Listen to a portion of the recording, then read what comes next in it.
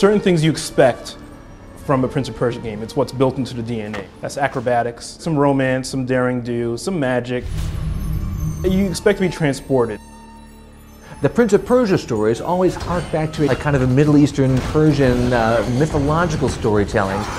Zoroastrianism, like the Persian religion, was certainly a core influence. The milieu of the Prince of Persia games is always, just this sense of what's exotic. What's Persia? It's sort of a cool word.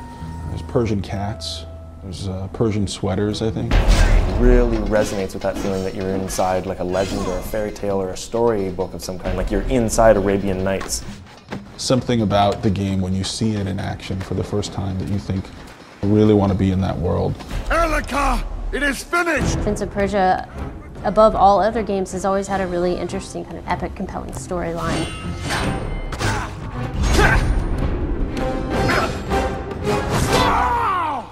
This storyline basically involves the prince having to clean up the world from a corruption that spread as a result of two gods battling. Ahriman, the evil god of corruption, has spread over the entire world. Elika enlists the prince's help to drive the corruption out of the entire world, thus finally re-imprisoning Ahriman and, winning the game. It would be great if you could see corruption in the real world. If you were like, oh, black, oily, gelatinous blob, get away from me. You are no good for me. Maybe our country would be in a much different place if we had that. Prince of Persia takes that concept of the light and the dark, the good and the evil, and actually manifests it physically by taking the environments that you play in and covering them with sort of a dark, corrupt haze. There is no life in this world. Everything is gone. We really wanted you to feel that evil and that corruption in this world. We're cleaning out black crude oil, I guess you could say, from the world and making it a green, lovable place. The environments are really different than you kind of see in traditional video games. It looks amazing. It looks like literally like you're playing through a watercolor painting. Like a graphic novel.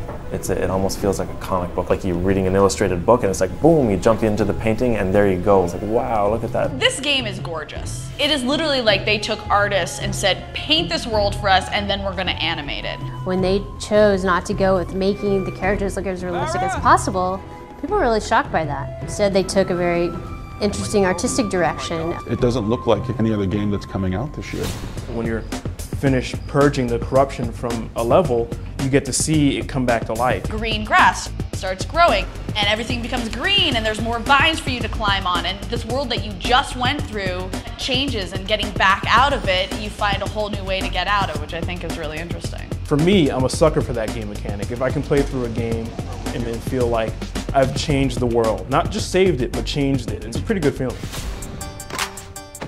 The previous games in Prince of Persia were completely linear, and this one is completely open world.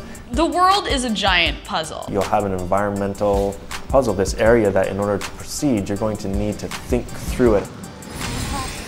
Everything flows into another. It just happens because it's part of the game world.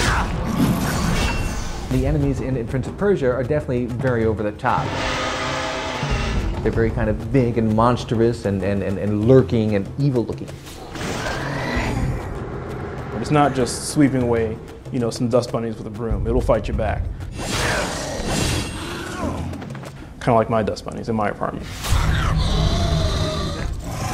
And then you have lieutenants, more serious boss characters that guard entire regions.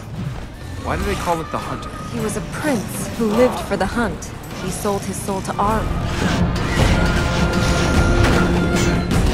They're not cardboard characters who are like, I am evil and I will twist my mustache. And it's not that simple. Very early on the project, we were trying to decide, are we going to go with a fight system that's going to have 10 to 50 different enemies on screen at the same time that you're just hacking and slashing your way through, or are we going to focus more on this one-on-one type of system?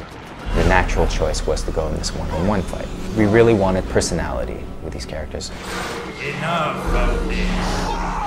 I like that. I like the intimacy of the conflicts. Knowing your enemy a little bit and seeing some real personality coming out just adds a whole other level of tension that feels more heroic to me. You're not just fighting guy after guy after guy. You're part of a story as opposed to part of a game. And you're doing it in sandals.